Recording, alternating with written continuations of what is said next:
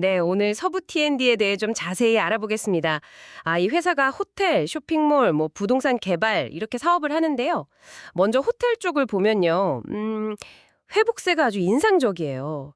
외국인 투숙객 비중이 작년에 한 15% 정도였는데 최근에는 60에서 70%까지 확 늘었다고 하더라고요. 네, 그렇죠. 객실 평균 판매 가격, 그 ADR이라고 하죠. 이것도 작년 4월에 한 17만 4천 원이었는데 2025년 올해 4월에는 벌써 19만 8천 원. 네, 이렇게 올랐어요. 오른 건 맞아요. 근데 이게 아직 일본 호텔 절반 수준이라고 하니까 하반기에는 더 오를 수도 있겠다. 이런 기대감도 있고요. 그리고 용산 드래곤시티 호텔에 GKL 카지노 들어왔잖아요.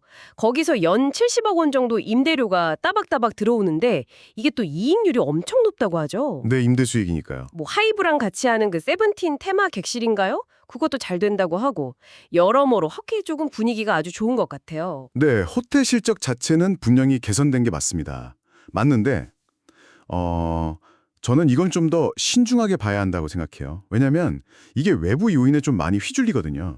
코로나 때처럼요. 그렇죠. 불과 몇 년 전에 코로나19 터졌을 때 매출 확 꺾였던 거 금방 잊으면 안 되죠.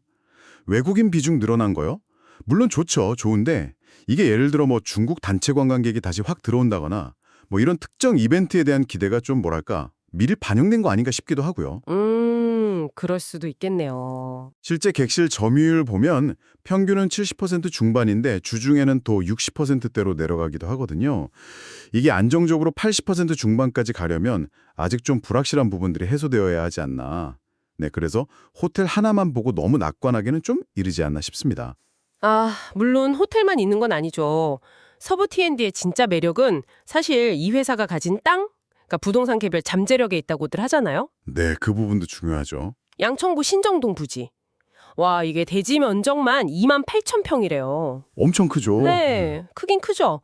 여기 개발하는 게 이제 올해 말에 건축허가 목표로 하고 내년 말쯤 착공 예정이라고 하는데요. 아파트가 한 980세대 정도 들어서고 물류센터랑 쇼핑몰도 같이 짓는다고 해요. 네, 규모가 상당하네요.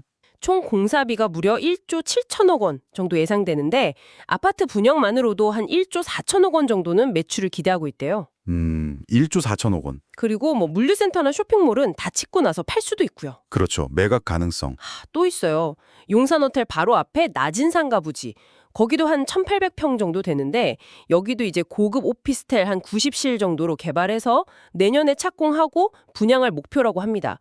이게 벌써 땅값만 해도 매입가보다 100억 원 이상 올랐다는 평가도 있고요. 내 가치 상승은 있었겠죠. 중요한 건 서부 T&D이 이게 다 자기들 땅이잖아요. 그러니까 다른 개발사들처럼 비싸게 땅 사고 또 PF 이자 내고 이런 부담이 상대적으로 적다는 거죠. 이게 큰 강점 아닐까요? 계획만 보면 아주 장밋빛이죠. 그런데 리스크도 당연히 있습니다. 신정동 프로젝트만 해도 공사비가 1조 7천억 원이에요. 이게 보통 큰 돈이 아니거든요. 그렇죠. 조단이니까. 아파트 분양 예상 수입이 1조 4천억이라고 해도 그럼 나머지 한 3천억에서 4천억 원. 이 돈은 어디서 메꿀 거냐는 거죠. 결국 말씀하신 대로 물류센터나 쇼핑몰 매각에 기댈 수밖에 없는데 이게 또 부동산 경기가 안 좋으면 매각이 잘 안 될 수도 있잖아요. 그럴 위험도 있겠네요. 필요한 자금 조달 자체도 문제고요. 산업은행 같은 1금융권에서 한다고 해도 워낙 규모가 크니까요. 낮은 상가도 마찬가지예요. 자금 조달 잘 되고 분양 잘 돼야 수익성이 나오는 건데 이것도 시장 상황 따라 얼마든지 달라질 수 있죠. 예전에 다른 부지, 그 스퀘어 플러스 부지였나요?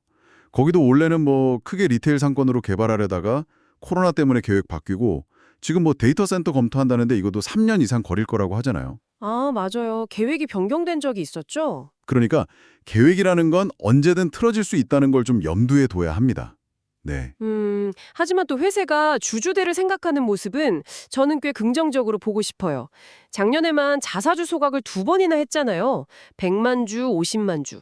총 150만 주를 소각했고 네, 주주 환원 정책이죠. 올해 초까지 또 82만 7천 주를 추가로 사들여서 지금 한 220만 주 정도 자사주를 가지고 있다고 해요. 앞으로 또 소각할 수도 있다고 하고요. 그럼 긍정적이네요. 배당도 작년에 주당 100원 현금 배당했는데 올해는 최소 그 이상은 기대해 볼 수 있지 않을까 싶고요. 이익잉여금도 한 650억 원 정도 쌓아놨다고 하고요. 그리고 인천 스퀘어원 쇼핑몰. 거기도 계속 만실로 잘 운영되면서 현금 흐름을 만들어주고 있잖아요. 이것도 안정적인 부분이죠. 네, 주주환원 노력이나 스퀘어원 운영 자체는 분명히 긍정적인 시그널입니다. 그런데 회사의 재무 상태를 좀 같이 봐야 해요. 아, 부채 말씀이시죠? 네, 작년 말 기준으로 보면 빌린 돈, 그러니까 차입금이 5,900억 원이나 돼요. 5,900억. 적은 돈은 아니네요. 그렇죠. 그래서 연간 이자 비용만 해도 300억 원 수준이고요. 뭐 최근에 금리가 조금 내렸다고는 하지만 여전히 이게 상당한 부담이거든요. 인천 스퀘어원도 안정적이라고 하지만 예전에 그 홈플러스랑 임대료 문제 있었잖아요. 결국 계약 기간 줄이는 걸로 합의하긴 했지만 네, 그런 이슈가 있었죠. 이런 것처럼 대형 임차인이 어떻게 되느냐에 따라서 리스크는 늘 있는 거고요. 그리고 또 하나, 신정동이나 낮은 상가 같은 이런 투자 부동산 가치는 개발하기 전까지는 매년 재평가해서 장부에 반영하잖아요. 네. 근데 개발이 딱 시작되면 이 평가는 멈춥니다. 그럼 결국 이 기업의 가치는 앞으로 진행될 개발 사업이 성공하느냐 마느냐에 크게 달렸는데 여기에는 아직 불확실성이 너무 많다. 저는 좀 그렇게 봅니다. 네, 정리를 좀 해보자면 서부 T&D는 확실히 호텔 사업이 눈에 띄게 좋아지고 있고 또 신정동이나 낮은 상가 같은 핵심 자산 개발을 통해서 앞으로 기업 가치가 크게 성장할 가능성도 보여주고 있다. 뭐 주주를 생각하는 정책도 꾸준히 하고 있고요. 네. 하지만 반대로 보면 부채 비율이 꽤 높다는 점, 그리고 이 수조 원대 개발 사업을 진행하는 데 따르는 자금 조달 문제나 분양 성공 여부 같은 불확실성, 또 호텔 사업 자체, 경기 민감성, 이런 위험 요인들도 신중하게 고려해야 한다는 거죠. 결국 서부 T&D의 현재 보이는 안정적인 모습과 미래의 큰 성장 잠재력 사이에서 어떤 쪽에 더 무게를 두실지는 시청자 여러분의 판단에 달려 있을 것 같습니다. 오늘 저희가 나눈 이야기들이 좀 균형 잡힌 시각을 가지시는 데 도움이 되었으면 좋겠네요. 아, 그러고 보니 한 가지 더 생각해 볼 점은 만약 이 대규모 개발 프로젝트들이 정말 계획대로 성공적으로 다 끝났을 때 지금 우려하는 이 높은 부채 부담이 과연 얼마나 상쇄될 수 있을까? 이 점도 한번 고민해 볼 만한 포인트가 아닐까 싶습니다.